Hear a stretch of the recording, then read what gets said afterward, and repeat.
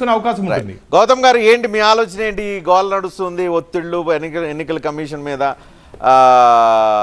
అధికారులు మార్చమని, దాని మీద మాటలు మామూలు కాదు, భారీ మాటలు వినిపిస్తూ ఉన్నాయి.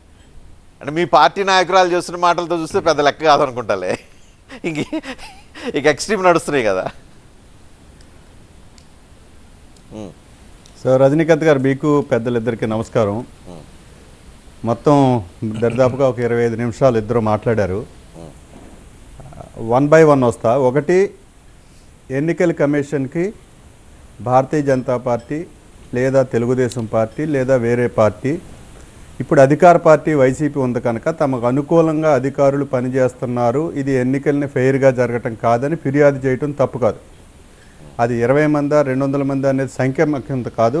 అలాంటి అనుమానం ఉన్నప్పుడు ఏ రాజకీయ పార్టీ అయినా ఎన్నికల కమిషన్ నిష్పక్షపాతంగా వ్యవహరిస్తుందనే నమ్మకంతో, ఒక రాజ్యాంగ సంస్థ స్వతంత్రంగా పనిచేస్తుందనే నమ్మకంతో ఫిర్యాదు చేస్తాం. రెండవది, భారతీయ జనతా పార్టీకి బహుశా అలవాట్లో పొరపాటుగా ఏ అధికారులు ఉండాలో కూడా వీళ్ళు చెప్పగలిగిన పరిస్థితి. ఎందుకంటే కేంద్రంలో మేము అధికారులు ఉన్నాం కనుక ఏ అధికారులను మేము ఇస్తే ఆ అధికారులను వేయండి అనే అలవాట్లో పొరపాటుగా కూడా లిస్టు కూడా ఇచ్చినట్టుగా మీరు చెప్పారు. అలా ఇవ్వటం చాలా తప్పు.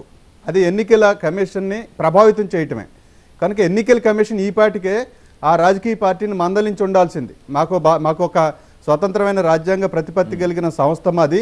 ఈ రాష్ట్రంలో ఎవరు ఉద్యోగస్తులు ఏ ర్యాంకుల వాళ్ళు ఎక్కడెక్కడ ఎన్నికల్లో వినియోగించాలో మాకు తెలుసు. మీరు ఇలాంటి సూచన చేసి మమ్మల్ని ఇన్ఫ్లుయెన్స్ చేయాల్సిన అవసరం లేదని మందలించి ఉండాల్సింది. అలా మందలించకపోవటంగా నేను కాంగ్రెస్ పార్టీ వ్యక్తం చేస్తున్నాను. మూడవది, పేరు నాన్నగారి ప్రెస్ మీట్. ఎస్, పేరు నాన్నగారి బాధ మొత్తంగా నాకు అర్థమైంది ఏంటంటే, అది బాబు బీజేపీగా మారిపోయింది అనే బాధని ఆయన చాలా ఉదాహరణలతో చెప్పారు. అది ఒరిజినల్ బీజేపీ కాదని చెప్తున్నారు.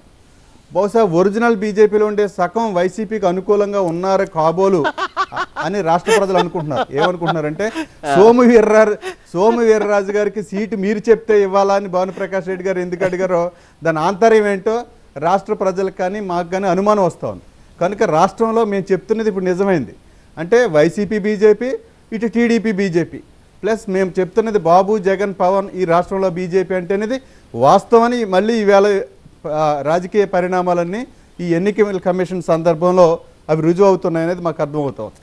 కనుక ఈ అనుబంధంగా భారతీయ జనతా పార్టీకి రాష్ట్రంలో వైసీపీ, బీజేపీ, టీడీపీ, బీజేపీకి అనుబంధంగా పనిచేస్తున్నాయి అనేది కూడా మొత్తం ఈ ప్రక్రియ చూస్తే నాకు అర్థమవుతుంది. ఇది రాష్ట్ర ప్రజలకు కూడా అలా అర్థమవుతుందని నేను అనుకుంటున్నాను.